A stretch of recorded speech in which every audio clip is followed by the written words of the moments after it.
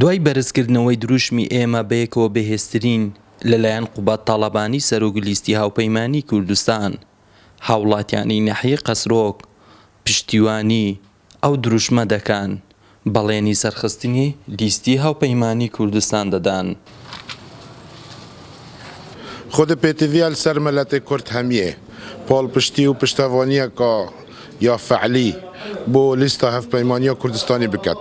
هەر گاوەکە پێگەهێ ئێکەتی بەغدا لاواز بیت نافخۆیا هەرێمەژی وەزعی ئابووری و وەزعی خەلکی تێک چیت.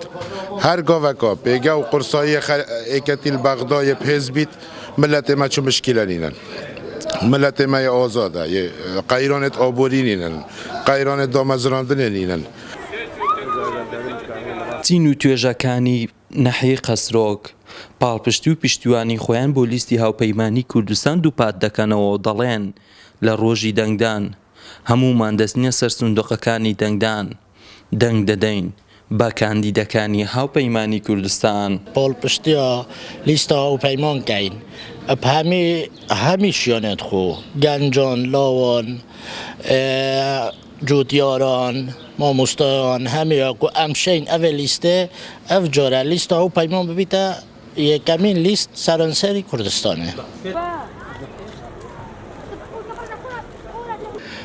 بە هەمی جوش و خڕوشێکی بە ئەمەد بەردەوامین و پاڵپشتین بۆ سەرێخستنا لیستە هاوپەیمانی کوردستان.